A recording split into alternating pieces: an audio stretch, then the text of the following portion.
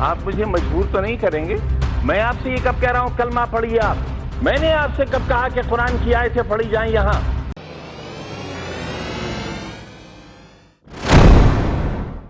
आदाब, मैं हूं मुमताज आलम रिजवी। बात करूंगा आजम खां की, मोहम्मद आजम खां की, जिनको एमपी एमएलए कोर्ट रामपुर ने बरी कर दिया है। जी हां, वो बरी हो गए हैं, लेकिन मुश्किल यह है कि सदस्यता यानी विधानसभा की रुकनीत बहाल नहीं होगी। एक बड़ा पेचीदा मसला हो गया है, बिल्कुल ऐसा ही कि जैसे बाबरी मस्जिद का। बाबरी मस्जिद की बात मैं इसलिए कर रहा हूं क्योंकि सुप्रीम कोर्ट ने यह माना था फैसला देते वक्त कि हां, बाबरी मस्जिद को शहीद किया गया। सुप्रीम कोर्ट ने यह भी माना था कि हां, बाबरी मस्जिद के अंदर मूर्ति रखी गई थी। और सुप्रीम कोर्ट ने यह भी माना था कि हां, यह सही है कि बाबरी मस्जिद की तामीर किसी मंदिर को गिराकर ढाकर नहीं की गई है। इसी तरीके से अब आप देख लीजिए कि मोहम्मद आजम खां की हालत है। मोहम्मद आजम खां को जब 3 साल की सजा हुई नफरती बयानबाजी के मामले में, तो उन्होंने अपील दायर की, लेकिन इससे पहले उनकी सदस्यता विधानसभा से रद्द कर दी गई। जी हां, यह मामला है 27 अक्टूबर 2022 का। 27 अक्टूबर 2022 को एमपी एमएलए कोर्ट ने नफरती बयान के मामले में मोहम्मद आजम खां को 3 साल की सजा सुनाई और फौरन विधानसभा की सदस्यता उनकी रद्द कर दी गई। और इसके बाद फिर चुनाव हुए। वहां जब चुनाव होता है, चुनाव में जो बीजेपी के लीडर हैं वो जीत जाते हैं। चुनाव होता है 5 दिसंबर 2022 को। जी हां, उपचुनाव वहां पे होता है और आकाश सक्सेना जो कि भाजपा के उम्मीदवार हैं वो कामयाब हो जाते हैं। और इस तरीके से आप देखेंगे तो मोहम्मद आजम खां वहां से एक तरीके से हट जाते हैं, लेकिन मुकदमा चलता रहता है, हाई कोर्ट, सुप्रीम कोर्ट, और अब फिर वहां पे एमपी एमएलए कोर्ट ने उन्हें 24 मई 2023 को बरी कर दिया और यह कहा कि इन पर कोई इल्जाम नहीं बनता है, ये मुजरिम नहीं है, इन पर कोई आरोप ही नहीं बनता है, और इस तरीके से उनको बरी कर दिया गया। यह एक बड़ा मसला पैदा हो गया है। इसको कह रहे हैं कि यह आईनी भी और अदालती भी, यानी संवैधानिक और न्यायिक दोनों मामला जो है इस वक्त सामने है। जब इन्हें 3 साल की सजा सुनाई गई तो जाहिर है कि उसके बाद सदस्यता कानून के तहत ही इनकी रद्द की गई और कानून के तहत ही वहां पे चुनाव कराए गए। लेकिन अब यह मसला यह है कि जब वो बाइज्जत बरी हो गए तो अब क्या हो, जबकि वहां दूसरा सदस्य आ गया है, वहां दूसरा एमएलए आ गया है, उसकी हलफ बर्दारी भी हो गई है और वो पूरा चुनावी प्रक्रिया है। तो अब आजम खां का क्या होगा, यह एक बड़ा मामला पैदा हो गया है। क्या वहां दोबारा चुनाव होगा, और दोबारा चुनाव होगा तो क्यों होगा, किस बुनियाद पर होगा, यह एक बड़ा मसला पैदा हो गया है। ऐसे मामले में अब जो माहिरीन हैं, जो कानून के जानकार हैं, उनका कहना यह है कि ऐसे मामले में अब सुप्रीम कोर्ट को इसमें मुदाखलत करनी चाहिए। सुप्रीम कोर्ट को नए सिरे से कोई ना कोई प्रावधान जो है वो करना होगा, क्योंकि यह तो मसला पैदा हो गया है। जो माहिरीन हैं उनका कहना यह है कि हिंदुस्तान की तारीख में जब से यह कानून बना है, पहली बार ऐसा हुआ है कि कोई शख्स, कोई एमपी एमएलए जो है वो बरी कर दिया गया हो। इससे पहले चूंकि ऐसा हुआ नहीं है, इस किस्म का मसला सामने आया नहीं है। ऐसे में क्या होना चाहिए, हाई कोर्ट, सुप्रीम कोर्ट ने खुद जो है इस मामले में स्थगन जो है मतलब स्थगित करने का आदेश नहीं दिया था।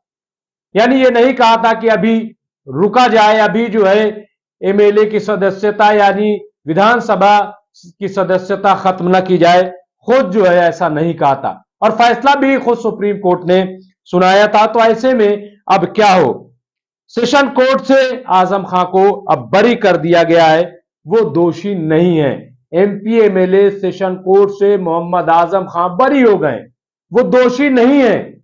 अगर वो दोषी नहीं है तो फिर अब उन्हें सजा किस बात की, वो क्यों एमएलए नहीं रहेंगे, कहां से चुनाव होगा, कैसे चुनाव होगा, ये एक बड़ा मसला है और चुनाव नहीं होगा तो क्या वो 2027 तक ऐसे ही सजा भुगतते रहेंगे? वो एक चुने हुए सदस्य थे, विधानसभा के रुकन थे, लेकिन अब नहीं है क्योंकि उनको सजा हो गई थी, लेकिन अब दोष मुक्त हो गए। ये एक बड़ा मसला पैदा हो गया। ऐसे मामले में जयदीप नारायण माथुर उन्होंने कहा है कि मोहम्मद आजम खां की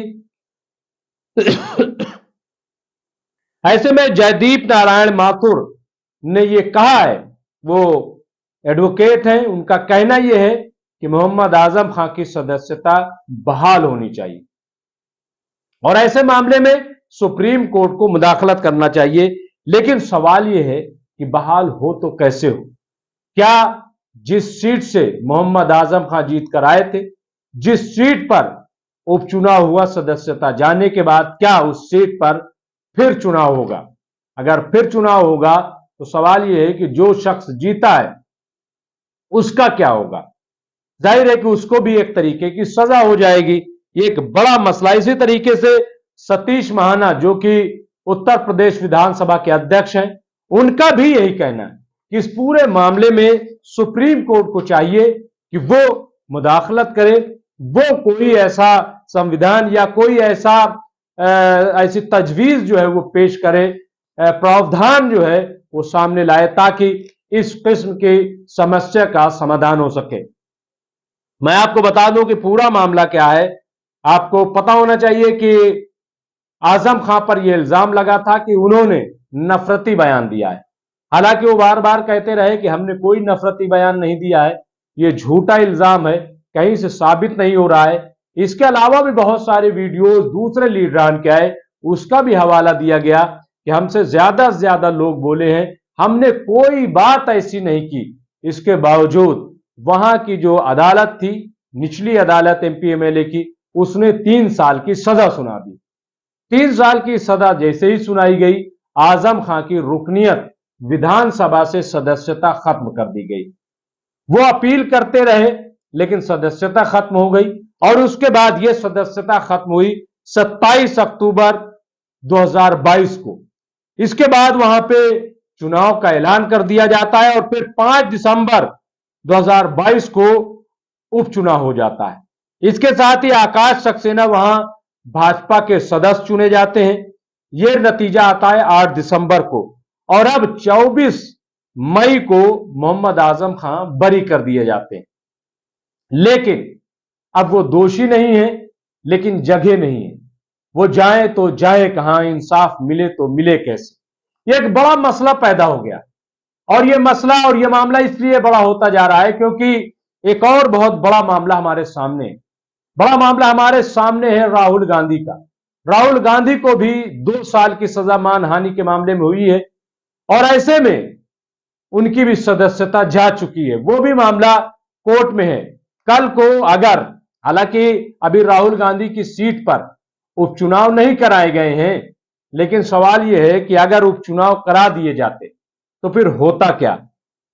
तो इसलिए अब सुप्रीम कोर्ट के पाले में गेंद डाल दी गई है और कहा गया है कि सुप्रीम कोर्ट कोई न कोई प्राविधान जो है वो ऐसा बनाए ताकि इस किस्म का मसला पैदा ना हो। लेकिन फिर वही बात है कि प्रावधान तो बन जाएगा, कोई ना कोई रास्ता तो निकल आएगा। लेकिन अभी मामला यह है कि मोहम्मद आजम खां का क्या होगा?